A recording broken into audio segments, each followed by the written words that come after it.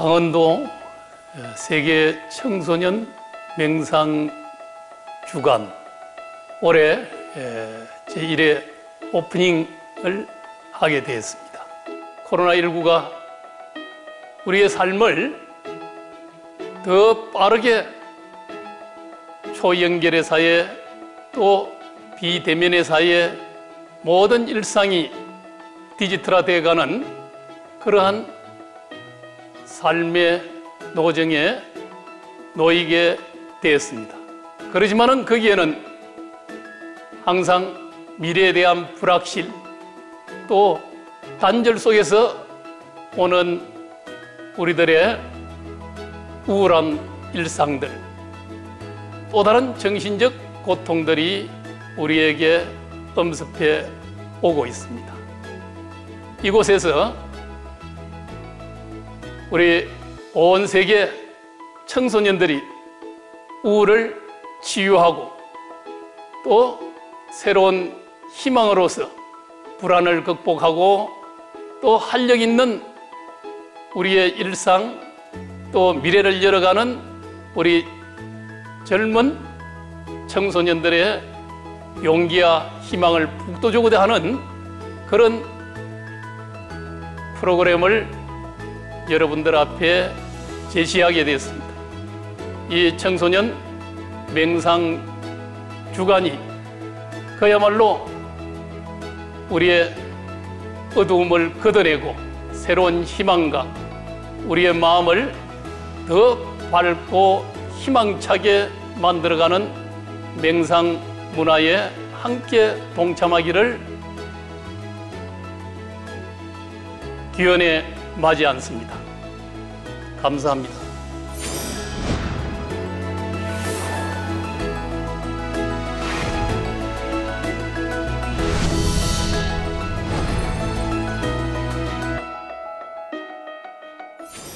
안녕하십니까. 마음서핑 청춘이란 이름의 파도라는 제목으로 청소년들의 치유 그리고 회복을 고민하고자 이곳 오대산 월정사에 네 분의 전문가들이 모이셨습니다. 저는 오늘 이 토론회의 사회를 맡은 서울대학교 철학과 조은수라고 합니다. 반갑습니다. 먼저 스님께, 정념 스님께 질문을 드리도록 하겠습니다. 요즘 그래서 미디어에 부쩍 명상에 관한 그런 보도나 그런 것들이 많이 등장하고 있는데요. 스님께서 보실 때 이렇게 명상이 점점 이렇게 보편화되고 대중적으로 인기를 얻고 있는 이유가 뭐라고 생각하시는지요? 이 명상이 오늘날 더욱이나 우리들에게 중요한 게 다가올 수 있는 것은 이제 정보 문명은 많은 정보와 지식을 양산하면서 쉼 없이 정보 문명을 우리가 담아야 됩니다. 또 그러고 이 객관 세계는 쉼 없이 또 수많은 쾌락을 이야기한 또 우리들의 성취를 위해서 또 다른 물질의 생산 속에서 그 속에 우리는 달려갈 수밖에 없는 밖으로만 지향하는 이런 삶을 살아갈 수밖에 없습니다.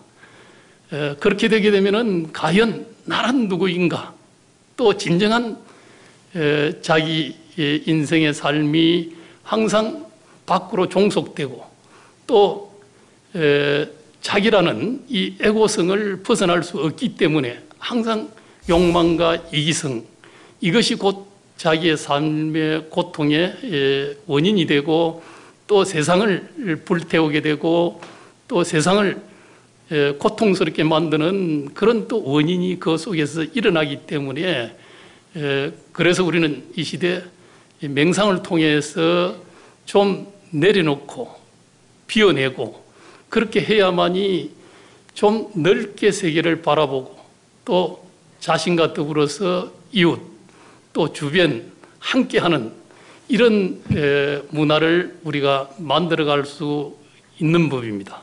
그래야만이 세상의 갈등 요인도 줄일 수 있고 또 더 나아가서는 세상의 평화를 갖다 더 구축할 수 있는 그런 근본적인 이 관점이 결국은 자기 비움이라는 이 명상을 통해서 세상의 평화, 행복을 줄 수 있다. 바로 오늘날 이 비움이야말로 새로운 세상을 또 전환시켜 보는 힘이요, 또 창조적인 이런 이 영역을 만들어내는데도 결국 이 마음 비움이라는 명상의 힘이 큰 이제 역할을 할 수 있다 하는 이런 의미를 아마 명상은 지니고 있다. 그래서 현대인의 아마 필수적인 이런 아마 일상의 문화로서 우리에게 자리 잡을 수 있는 것이 바로 이 명상이라는 이런 이제 문화다, 이렇게 이제 이야기할 수 있겠는데요. 바로 오늘날 현대인들에게는 명상이 이 우리들의 이 마음의 이제 고통, 우울, 또 다른 감성 조절이라든지 또 창의력을 높이는 일, 또 세상을 함께 더불어서 이 뭐 공생 또 공존 상생의 문화를 만드는 데도 가장 근본이 되는 이런 문화가 명상 문화다 하는 이런 말씀을 드리고 싶습니다. 스님 감사합니다. 다음 질문을 드릴 분은 우리 제임스 후퍼 박사님이신데요. 지금 이제 앞으로 사회에 나가서 이제 성인이 될 그 청소년들한테 그 직업에 대해서 네. 어떻게 생각하면 좋을까요? 제가 보기에는 거기 한국 교육 시스템이랑 제가 뭐 연구해서 다른 교육 시스템 좀 다른 점이 있는데 일단은 한국에서 청소년들이 부담감이 너무 많은 것 같고 여기서 교육 시스템은 시작은 끝이라고 하는 것 같아요. 사실 뭐 이거 대학교만 입학받을 수 있으면 끝이라고 생각하는데 사실 그때는 시작이니까 그 전까지는 부담 많이 안 가졌으면 좋겠다고 생각하는데 사실 10대는 30대 뭘 할지 걱정하는 시기 아니라고 생각해요. 사실 10대는 미래보다는 현재 생각하는 게 좋은 것 같고 저도 사실 이제 생각하면 직위로 제일 높은 직위는 동국대학교 거기 조교수 했는데 그것에 대해 관심 있는 사람 별로 없더라고요. 뭐 저 만한 사람 중에 교수님이었다고 뭐 그런 사람이 없고 제가 그 청소년대 뭐 19살 때 에베레스트 등반했고 그다음 뭐 20살 때 이 북구에서 남극까지 그런 탐험했고 뭐 다른 뭐 모험이나 탐험 많이 했는데 보통 사람이 만날 때 사람들이 그런 것에 대한 관심이 있더라고요. 그 저밖에 없는 그 경험. 그래서 제가 추천 뭐 할 거 있으면 이 청소년대 10대는 내가 내 특징이 뭔지 나에 대해 좀 알아보는 시간 가지고 내가 뭘 좋아하는 시간 가지고 그 시간 그렇게 투자하면 나중에 나밖에 없는 뭐 경험, 나밖에 없는 실력 그 생길 테니까 그것에서 나중에 하고 싶은 일 나올 거예요. 그래서 지금 너무 거꾸로 생각하고 있는 것 같고 일단 뭐 제가 은퇴할 때까지 뭐 할 일 뭘지 너무 열심히 생각하고 지금 현재 사는 시간 집중하지 않기 때문에 그거보다는 지금 내가 지금 뭐 하는지 지금 어떻게 더 넓은 경험할 수 있는지 그거 집중하면 나중에 거기서 일 나올 거예요. 다음 모실 분은 한국청소년정책연구원 선임연구위원으로 계시는 장근영 박사님이십니다. 지금 청소년들한테 가장 시급한 정책이 뭐라고 생각하시는지 좀 듣고 싶습니다. 시험 문제를 잘 푼다는 거는 인공지능하고 사람이 시험 문제 누가 잘 푸나 경쟁을 하면 당연히 인공지능이 잘 풀 거예요.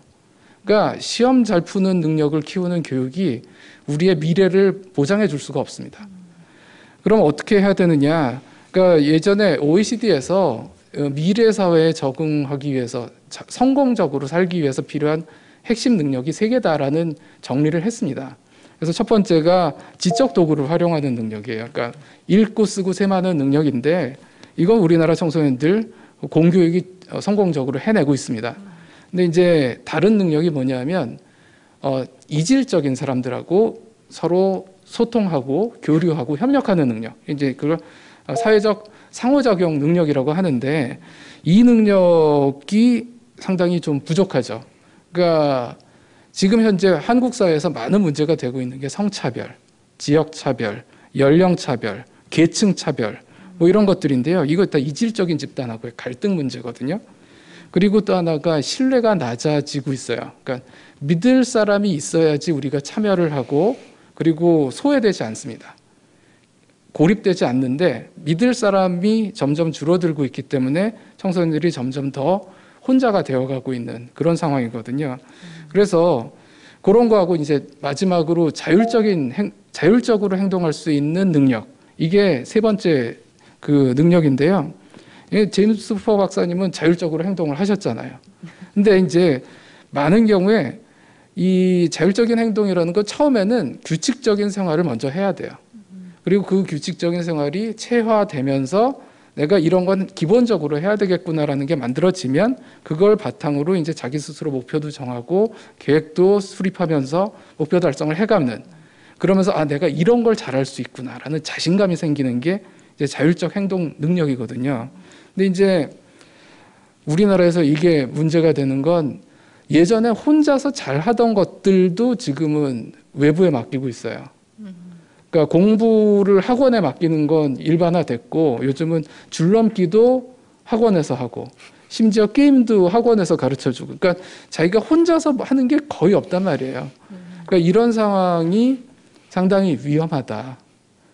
지금은 잘 돌아가는 것처럼 보이지만 미래 사회에서 과연 이런 식으로 청소년들을 키울 때 이게 우리 사회에도 과연 이게 괜찮을지 그리고 청소년 개개인에게도 괜찮을지는 상당히 걱정이다. 그래서 자율적인 행동과 그리고 사회적인 상호작용, 이질적인 집단하고 대화하고 협력할 수 있는 능력 키우는 게 되게 중요하다라고 말씀드릴 수 있을 것 같습니다.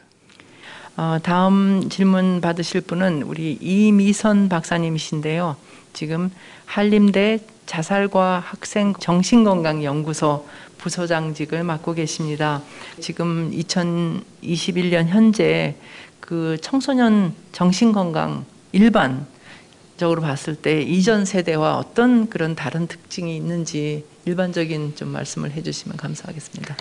그러니까 2019년까지의 아이들의 정신건강과 또 2020년 이후의 아이들의 또 생각하는 심리적인 요소들이 좀 다를 수 있을 것 같습니다. 우선 첫 번째로 가장 중요한 이제 등하원의 문제인데요.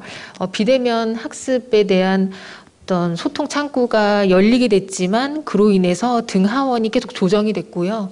또 기간마다 갑작스럽게 또 학년마다 학교에 가는 날짜들이 바뀌기도 하고 어떤 때는 또 주 3일에 학교 갔었다가 또 어떤 때는 또 하루만 갔다가 두 번만 갔다가 이렇게 계속 이제 변동이 되는 상황이 생기다 보니까 아이들이 생기게 된 게 특징이 이제 두 가지가 좀 있는 것 같습니다. 그러니까 첫 번째로는 학교에 가는 걸 너무 좋아하는 아이고 친구들 만나는 걸로 이제 정말 공부보다는 친구를 만나러 이제 학교 가기 좋아하는 친구들이었었다면 거기에서 이제 오는 고립감 학교에 가지 못해서 좀 외롭고 힘들고 이런 마음을 좀 느끼는 아이들이 또 생겨나게 됐고요. 그러니까 우리가 이렇게 얘기하기로 뭐 코로나 1학년이라는 얘기를 하기도 합니다. 특히나 중학교 1학년, 고등학교 1학년 이 아이들은 학년은 올라갔는데 뭐 학교도 낯설고 또 선생님도 낯설고 친구도 낯설고 가끔 가는 학교도 적응하는데 좀 시간이 좀 걸리고 그래서 한 학기가 지나도 또 낯선 학교를 가는 느낌이 든다거나 또 반 친구들의 이름을 다 알기가 더 어렵다거나 아니면 매우 극소수의 친구들만 교류한다거나 이런 경우가 생기게 되는데 그래서 오는 그런 외로움들이 있을 수 있고요.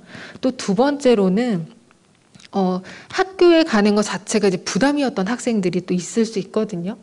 그 친구들은 이제 온라인으로 친구들을 만나면 되니까 이제 거기서도 심리적 안정감을 느끼기도 합니다. 그러니까 이제 나는 너무 이제 애쓰지 않아도 된다.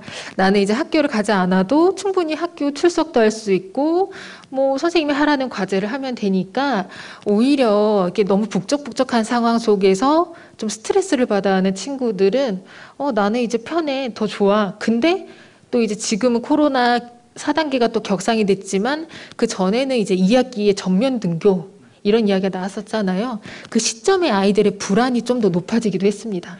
지금 이제 충분히 이제서야 적응하고 수업도 잘 됐고 이제 온라인 수업도 뭐 할만한데 왜 또 학교 가야 되지? 또 이 친구들 만나서 어떻게 이야기하고 소통하고 하지? 이런 고민들이 또 늘어나게 돼서 외로움과 고립을 느끼는 반면 또 심리적인 안정감을 느끼는 아이들도 생겨서 이 접점을 사실 잘 찾아야 될 것 같은 생각이 듭니다. 감사합니다. 그럼 이것으로 대담을 모두 마치도록 하겠습니다.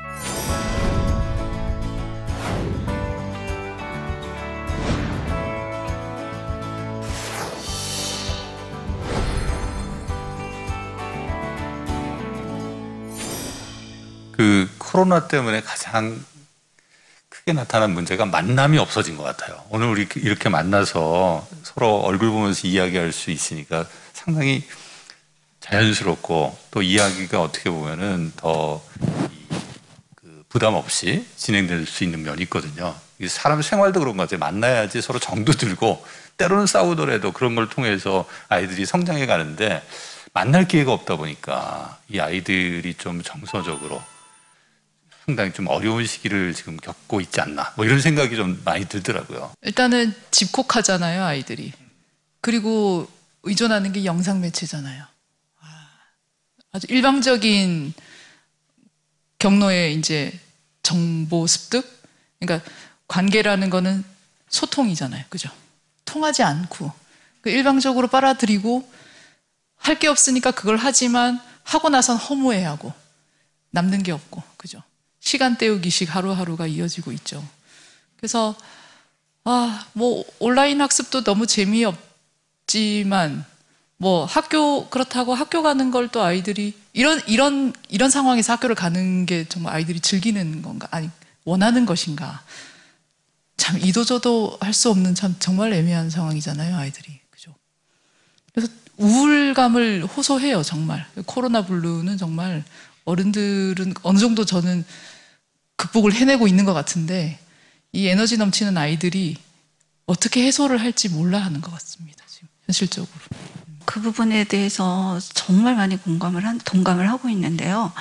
이게 이제 아이들이 좀 학교에 와서 학습도 학습이지만 관계가 좀 잘 어우러져서 새로운 경험들, 그러니까 사실은 경험이라고 얘기하면 모두 밖에 나가서 뭔가 새로운 걸 해야지 경험이라고 생각을 하시는 학부모님들도 많으시고 학생들도 많은데 사실 모든 것이 새로운 경험이지 않나요? 옆에 있는 친구 짝을 새로 맞이하는 것도 새로운 경험이고 어떤 친구하고 싸웠을 때 싸움을 해결할 수 있는 방법도 사실은 새로운 경험일 거란 말이에요.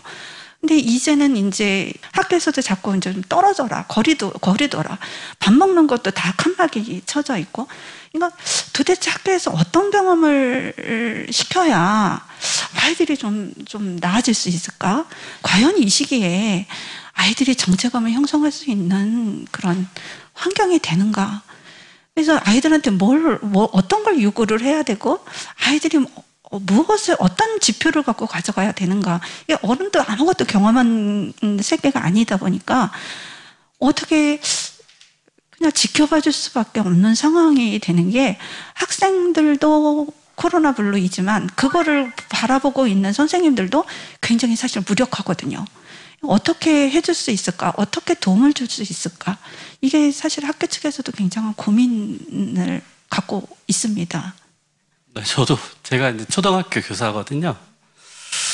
학교에서 이제 저 같은 경우에는 작은 학교에서 아이들 가르치다 보니까 아이들이 학교는 다 왔어요. 그래서 이제 등교 수업을 거의 이제 코로나 초기를 제외하고는 거의 이제 아이들이 등교를 했는데 일단 학교에 와갖고 마스크를 쓰고 있잖아요.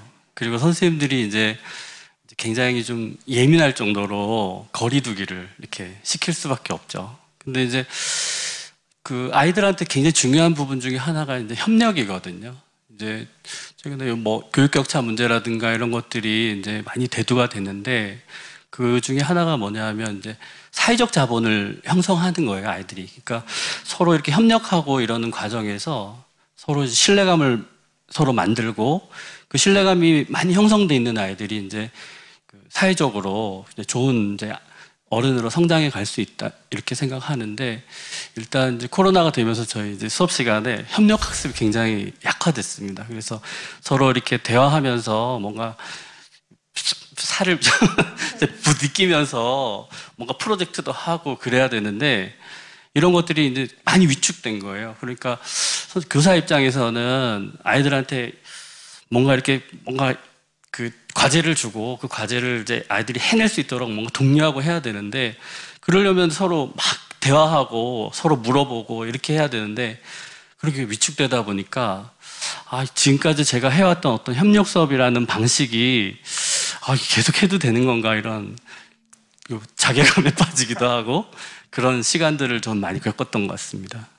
저희 이제 센터에서 간혹 이제 아까 만남이라 말했던 것처럼 학력 격차뿐만 아니라 아이들이 그 짧게 말하고 그냥 단순하게 말하고 글이 아니라 그 그림으로 말하다 보니까 저희 센터에서 이제 상담을 하게 되면 신청서를 받거든요. 그러면 이름, 주소 몇 개를 적는 난이 있는데 많은 아이들이 글씨도 엉망이고, 글씨 모양이 엉망인 게 아니라 이제 맞춤법도 너무 많이 틀리는 거예요.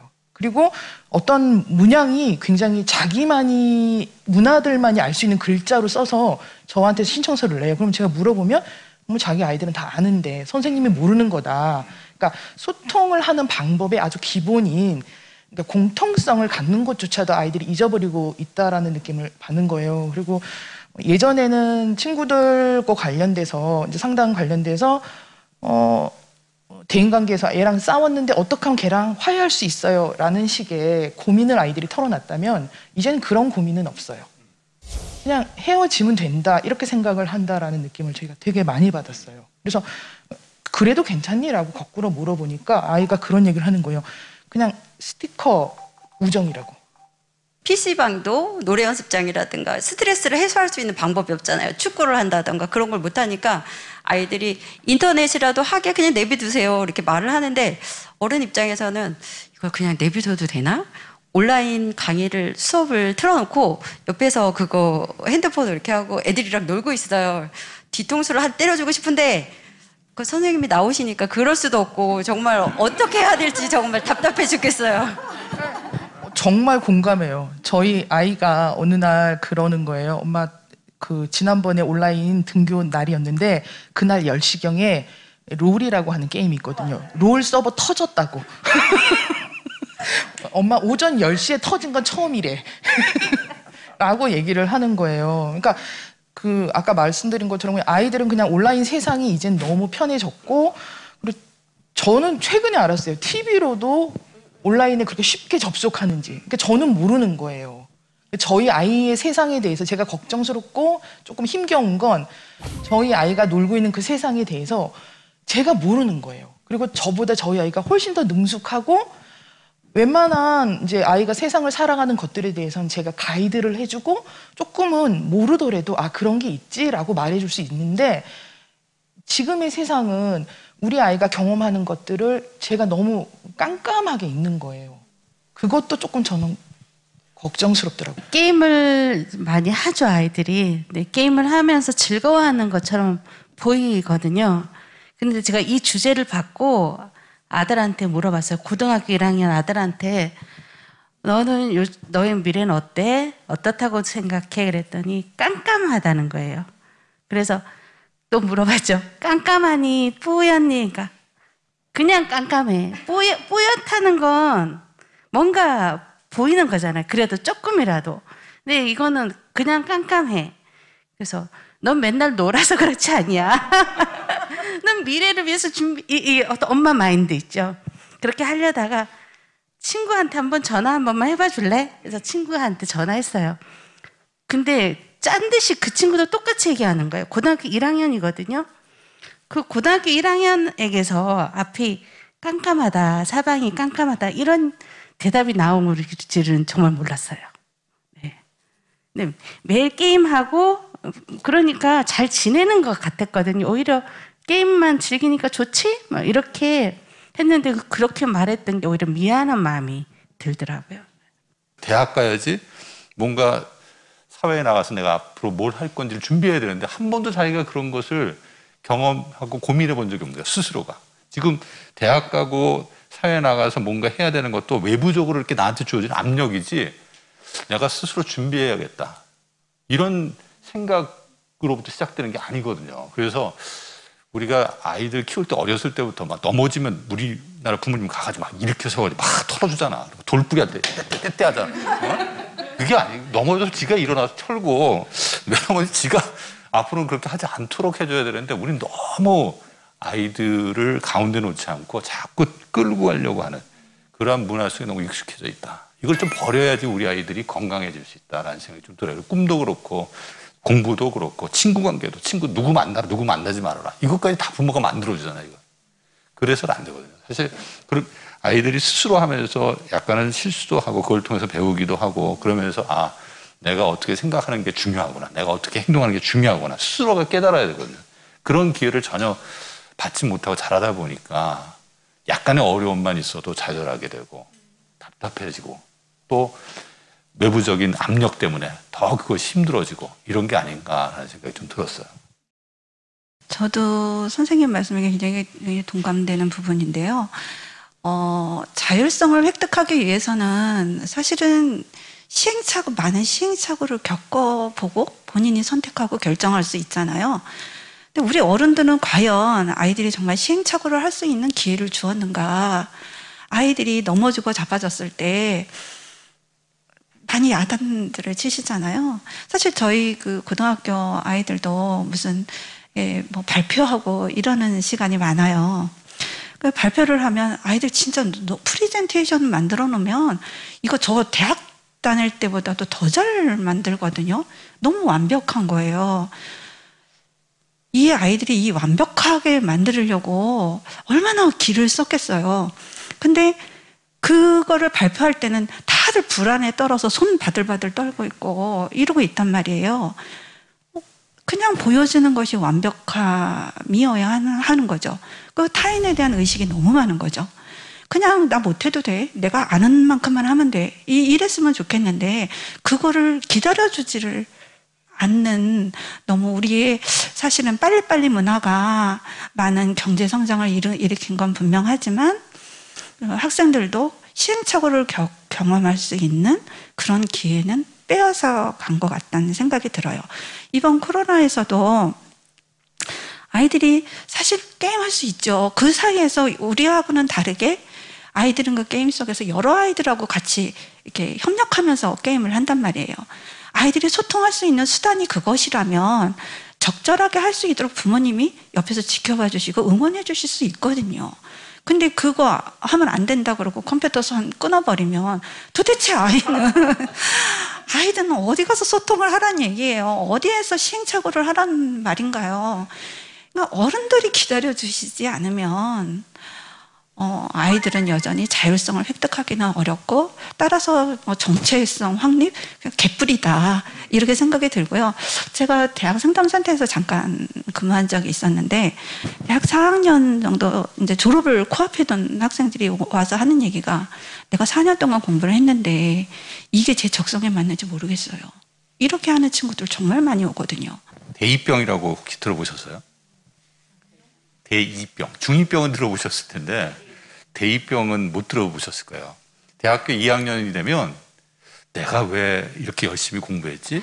갑자기 자기의 그동안의 생활에 대해서 회의감이 들어가지고 모든 걸 다 이렇게 놓는 거예요.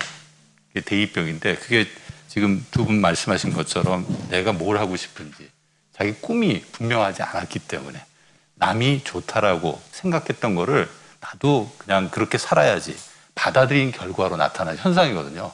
저희 아이도 보면은 이제 가장 큰 어려움이 내가 뭘 하겠다라고 하는 강한 어떤 열정이 없어요. 근데 당연히 없을 수밖에 없어요. 왜? 저도 보면은 대학 갈 때 뭐 학과 교육학과를 갔지만 교육학과 뭐 하는지도 모르고 갔고 대학 졸업할 때도 야 뭐 그냥 사람들이 일반적으로 좋은 직업이라고 하는 거 몇 가지 그 중에 하나 뭘 해야겠다 이런 피상적인 생각을 했지 정말 내가 뭘 하고 싶다 이런 열정을 가진 적은 없었어요. 부모인 우리가 지금의 아이들의 모습대로 살아보지 못했기 때문에 아이들의 삶을 이해하지 못하잖아요. 그죠? 결국은 이 한정된 공간에서 선생님들이 모여서 아이들에게 꿈을 찾아주려고 그렇게 지역에서 노력을 하셔도 꿈이 뭐야? 라고 물어보면 모르겠는데요. 꿈을 찾아본 적이 없으니까 이 아이들이. 근데 그런 환경에서 자라오지 못했으니까. 우리는 아이들을 그렇게 키우지 못했으니까. 그래서 부모들이 변해야 될 것 같아요. 진짜. 가장 중요한 이 한정된 공간에서 이 아이들이 맞닥뜨리는 이 가족이라는 그 구성원들이 정말 너를 지지하고 있다라는 걸 우리는 깨우치고 보여줘야 된다고 생각해요. 아이들에게.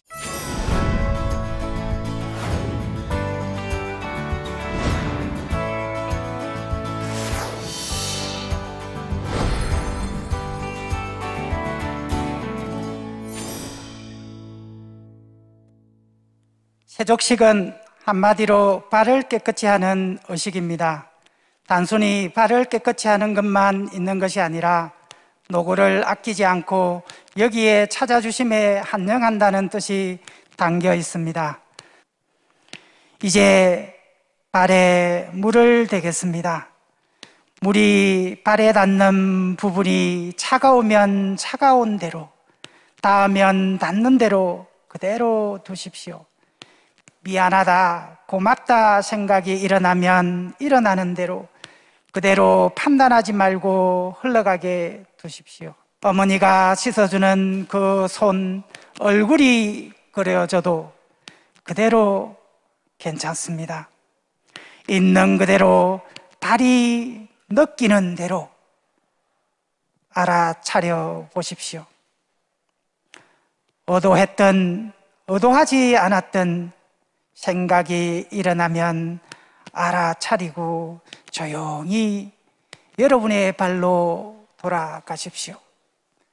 여러분이 스님이 하시는 세족식에 닿을 때마다 그러한 느낌이 다를 수가 있습니다. 그래도 그대로 판단하지 마시고 그대로 느끼기만 하십시오. 그 발로 되돌아오는 것은 바로 어머니에게로 돌아오는 것입니다. 어머니는 여러분의 마음 고향입니다. 첫 발걸음을 지켜보고 떠나는 걸음도 지켜보았습니다. 또한 여러분이 다시 돌아올 걸음도 지켜볼 것입니다. 발의 느낌이나 생각이나 마음이 산만해지면 물에 닿은 발로 다시 되돌아오십시오. 오대산 월정사의 시냇물인 이 맑은 월정수는 여러분의 인생의 피로를 다 씻어주는 그러한 물입니다. 이 맑은 월정수는 세상의 욕망과 고통을 다 씻어주는 그러한 물입니다. 이 맑은 월정수는 여러분의 우울과 슬픔과 스트레스 등의 코로나, 심리적인 코로나를 벗어나게 하는 것입니다. 마음의 우울이라고 하는 심리적 감기를 벗어나게 하는 것입니다. 눈을 감아 보십시오. 매일매일 여러분이 세족식을 했던 것처럼 집에서 이렇게 외쳐보십시오. 나도 따뜻한 발을 가지고 있다. 나도 원하는 대로 걸을 수 있다. 그래서 반드시 한 가지 소원은 이루어진다. 언제 어디서나 누구와 함께라도 발과 동행하며 행복을 이룰 것이다. 이상으로 세족식을 마치겠습니다. 눈을 감아 보십시오. 세족식을 받은 공덕으로 내 몸에 병이 없고 건강하기를, 내 마음에 병이 없고 건강하기를, 내가 딛는 발마다 만났던 사람마다 병이 없고 건강하기를, 인생에 무거운 짐을 지고 있다면 지금 내려놓으십시오. 그것은 본래 내 것이 아니었습니다. 내 것이 아닌 것에 느낌과 생각과 마음을 두지 마십시오. 이 세상 내가 할 수 있는 일만 하면 됩니다. 할 수 없으면 그냥 놓아두십시오. 놓는다고 그 누구도 당신을 미워하거나 원망할 사람은 없습니다. 왜냐하면 당신이 이 세상의 주인공이기 때문입니다. 주인공은 이 세상에 해야 할 일이 있기 때문에 할 일을 하면 됩니다. 행복을 위해 발걸음을 내딛지 말고 발걸음을 내딛으면서 행복하십시오. 지금 여기 월정사에서 행복의 걸음을 시작하십시오. 자, 이제 눈을 떠 보십시오. 눈을 뜨고 여러분의 발을 한번 쳐다보십시오. 여러분이 인생을 살면서 정말 지금까지 인생의 무게를 지탱해 준 발에게 고맙다고 여러분 마음속으로 힘껏 껴안으면서 붙잡으면서 인사를 하겠습니다. 발아, 고마워. 발아, 고마워. 정말 고마워. 이 세상의 마지막까지 내 인생과 함께 건강하게 함께 가자꾸나. 발아, 고마워. 네, 세족식 마쳤습니다. 그 세족식 한 소감 혹시 말씀해 주실 학생 여러분 계시면은 혹시 누가 하실 분이 계실까요? 스스로가 가지고 있는 발에 대해서 생각해 볼 기회가 평소에는 없는데 오늘 이런 명상 시간을 통해서 자신에 대해서 한번 돌아보고 또한 스님들에게 이렇게 큰 환대를 받은 거에 대해서 몹시 기쁘게 생각합니다. 그 앞으로 있을 일정들을 너무 기분 좋게 소화할 수 있을 거라는 예감이 들었습니다. 그리고 또 제 신체에 대해서 좀 더 알아갈 수 있었던 시간이었습니다. 네, 감사합니다.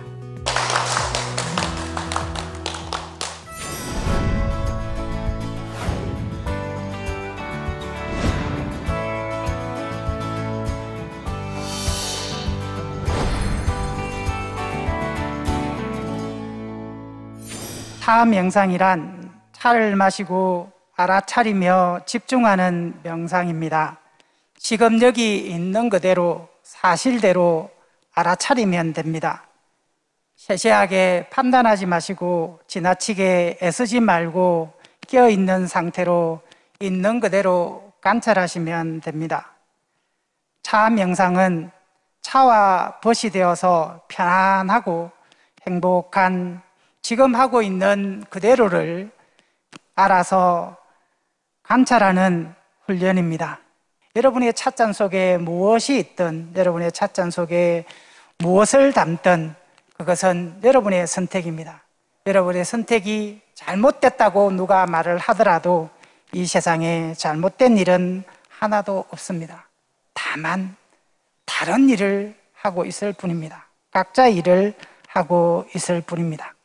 자, 이제 여러분이 차를 한번 마셔보도록 하겠습니다. 차를 한번 들어보십시오. 그리고 가까이 멀리서 차를 보고 점차 코 있는 쪽으로 다가와 보십시오. 그다음에 여러분들이 따뜻한 기운을 코로 들어갈 수 있도록 한번 맡아보십시오. 잠깐 냄새를 맡고 그 따뜻한 기운이 몸속으로 들어가도록 하겠습니다. 자, 이제는 한 모금 입에 대고 마셔보겠습니다. 입속에서 목구멍을 통해서 복부로 내려가는 것이 느껴집니까? 복부에서까지 느껴지는 그 따뜻함으로 어머니를 생각해 보십시오. 여러분을 지금까지 돌봐주신 그 어머니는 여기에 있는 이 차 한 잔의 따뜻함보다 훨씬 더 따뜻한 그런 마음이었습니다.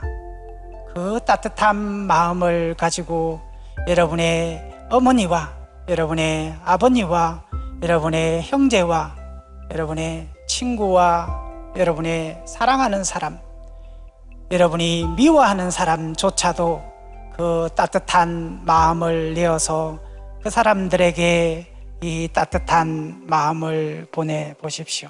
그 따뜻함을 뱃속에 채우는 그 따뜻함처럼 우리 가정과 이웃과 나라와 전 인류에게 채워줄 수 있는 그러한 청년이 되겠습니다.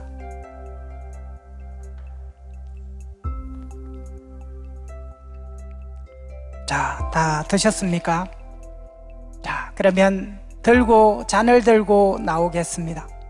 다 일어나 보십시오. 잔 한 잔씩을 들고 일어나 보십시오. 앞으로 나가겠습니다. 제가 잔을 놓겠습니다. 여러분도 가까이 다가와서 잔을 한번 놓아 보십시오. 하트 모양으로 놓겠습니다. 가까이 붙여 보십시오. 아예 붙여서 이제 이 차를 끝내면서 여러분과 함께 눈을 감고 여러분의 마음을 널리 전달하는 의식을 하겠습니다. 눈을 한번 감아 보십시오. 차를 마신 내가 행복하기를, 차를 마시지 않는 사람도 행복하기를, 차를 마시지 않는 모든 사람이 고통 없이 행복하기를. 자, 여러분의 마음을, 이 자비심을 모든 사람에게 보냈습니다. 자, 여러분 가까이에서 서로 어깨를 한번 이렇게 잡아 보십시오. 본이 되도록 좁게. 됐습니까? 약간 이쪽을 더 따고 오십시오. 자, 두려워하지 마시고. 됐습니까? 이제 천천히 앞 사람만 믿고 눈을 감고 앞으로 나아가 보십시오. 거리가 손 닿는 대로 천천히 오른발 왼발 나아가 보십시오. 두렵습니까?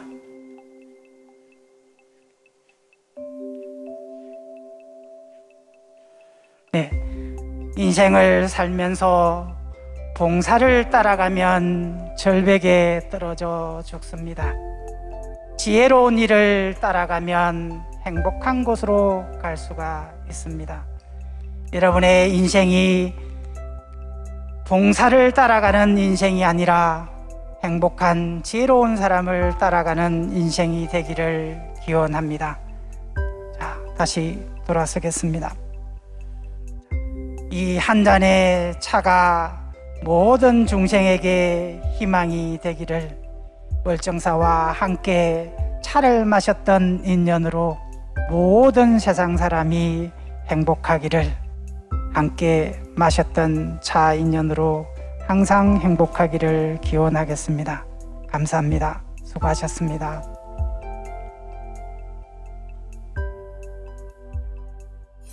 평상시에 명상이라고 하면 그저 가만히 앉아서 아무것도 하지 않는 그런 소극적인 행동이라고만 생각했는데, 오늘 차 명상 같은 평상시와 다른 그런 명상 프로그램을 통해 명상이 자신과 자신의 주변 그리고 그것들 간의 관계에 대해 깊이 생각하고 적극적인 행동이라는 것을 깨닫게 되었습니다. 나아가 오늘의 경험을 통해 이제 평상시에도 반드시 꼭 자리에 앉아서 하는 그런 명상만이 아니라 평상시에도 내 주변과 나의 관계 같은 것에 대해 성찰하고 생각하는 그런 생각을 하면서 할 수 있게 된 것 같습니다. 네, 오늘 제1회 세계 청소년 명상 축제에 참여하게 돼서 너무 영광이었고 다채로운 명상 경험들 할 수 있어서 너무 좋았습니다. 이 행사가 앞으로 더 커져서 월정사의 대표 행사도 되고 더 많은 청소년들이 참여해서 좋은 추억 많이 찾아갔으면 좋겠습니다. 감사합니다.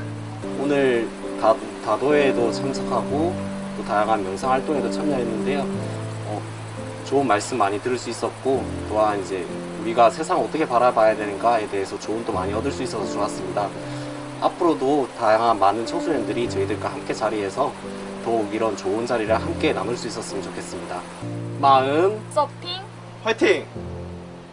저희 오대산 자연명상마을에서는 바로 이 마음 서핑의 시간을 해마다 여러분들에게 많은 전문가들 또 청소년 여러분들을 함께 모시고 진행해 가도록 하겠습니다. 내년에는 좀 더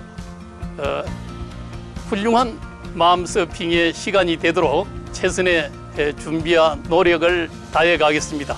청소년 여러분 함께 동참해 주셔서 감사를 드립니다. 감사합니다.